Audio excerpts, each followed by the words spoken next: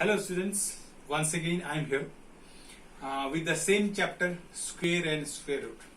In the previous class we have discussed about the how to find the square root using prime factorization method, and also we have discussed few sums based on square and square root, smallest number to be multiplied to make it a perfect square.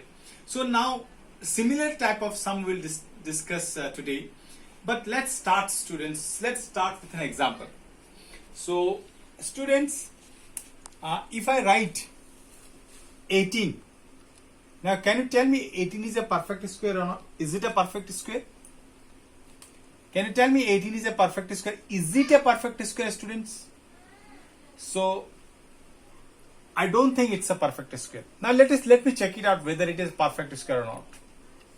2, 9 is 18. 3 is 9. Now 18 is equal to 2 multiplied by 3 multiplied by 3. That means this is not a perfect square. So now think, how can I make this number a perfect square? How can I make this 18 a perfect square? See here, when we do prime factorization, what we got? We got a pair of 3 and we got 1, 2 over here. That means what? We can do two things. First, otherwise I can multiply 2 to make it a perfect square. If I multiply this by 2, then see, if I multiply here, I have to multiply here also. See students, if I multiply here, if I multiply here, I will get 36. And if I multiply here, it means now it becomes a perfect square. 2 multiplied by 3 multiplied by 3 multiplied by 2. So is equal to, from this pair, I will take 1, 2. And from this pair of 3, I will take 1, 3 is equal to 6. Root over 36 equal to 6. Now, if I ask you, what number will I... Now, suppose if I say, by what number... So, by what number I will divide? By what number I will divide? I will divide 18 to make it a perfect square. By what number I will divide this to make it a perfect square? Say students, 18 is equal to 2 multiplied by 3 multiplied by 3. Now which number is not in pair?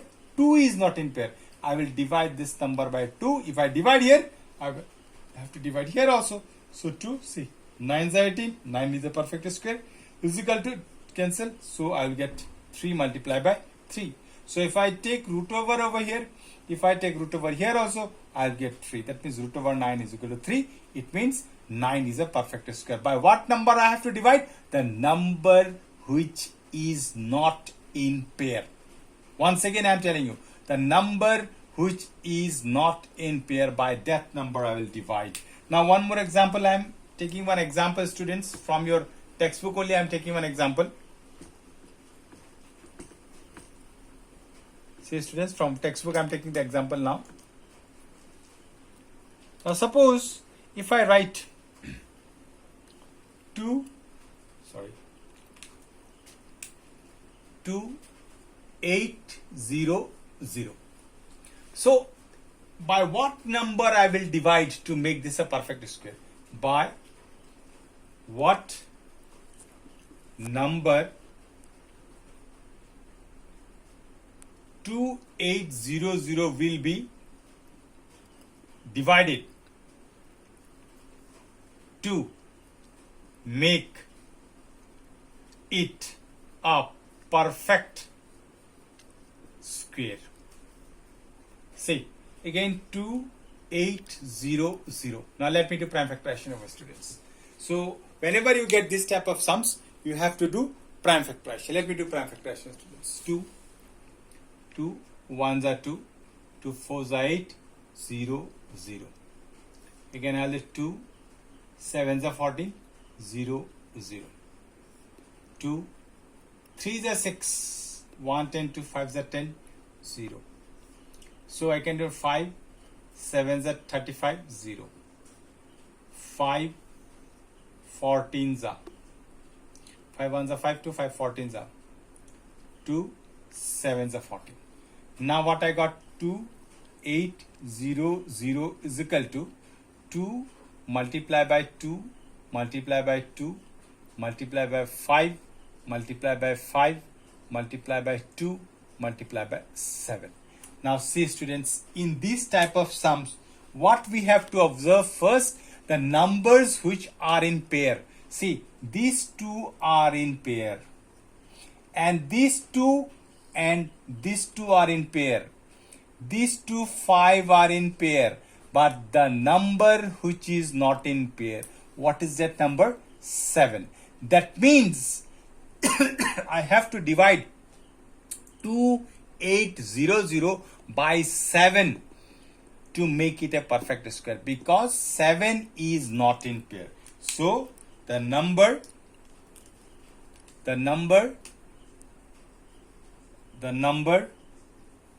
smallest number, we should write smallest number.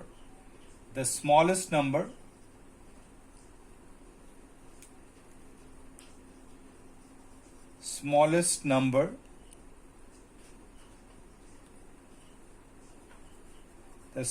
number by which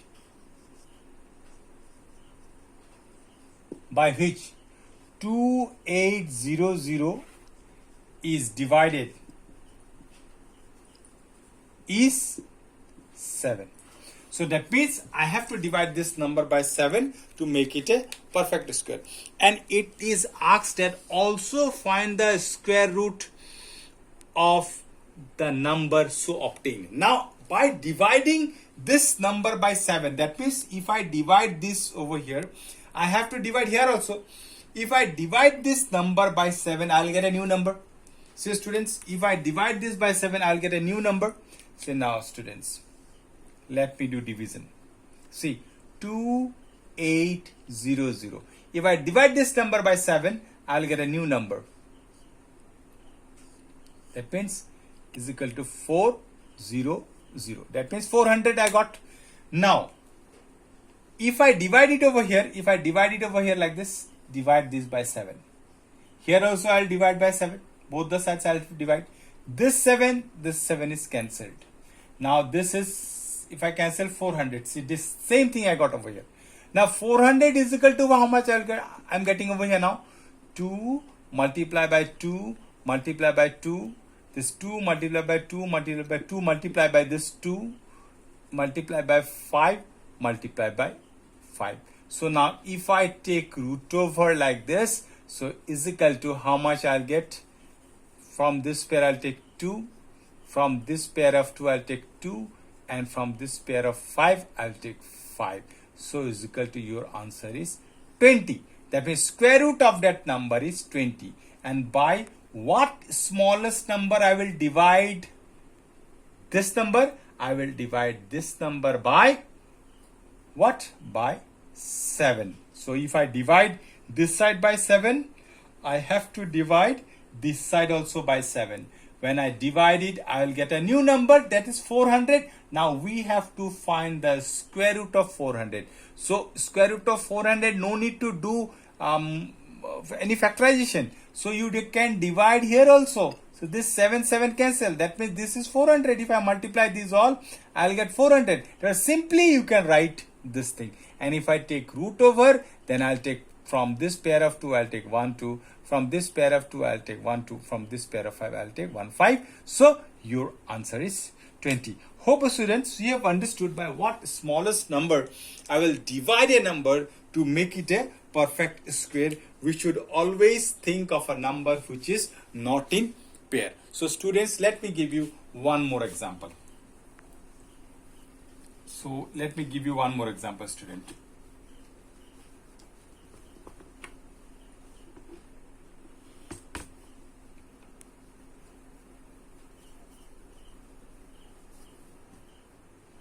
So students, now let me take one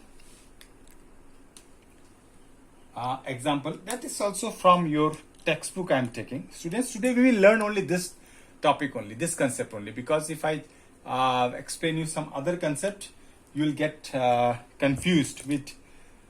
Now what smallest number smallest number 1620 should be multiplied by what smallest number should be divided to make it a perfect square. Also find the square root of that number. That we will do later on. Now see, what smallest number 1620 should be by what smallest number 1620 should be divided to make it a perfect square. Now let us do prime factorization. Same method, same way. 1620. Let me do prime factorization, students. 2 8 is 16, 2 1s are 2, 0. Then again I'll write 2 4s are 8, 0 5. So now 5 8s are 40, 5 1s are 5. 3 27s are 81, 3 9s are 27, 3 3s are 9. Now 1620 is equal to how much? I got 2 multiplied by 2 multiplied by 5 multiplied by 3 into 3 into 3 into 3. So now see number. Now say students, which number is not in pair? Once again I am telling you, same question, same type of question, students. Which number is not in pair? 2 is in pair, 3 is in pair, here also 3 is in pair, but the number that is not in pair is 5. That means by what I'll divide? The number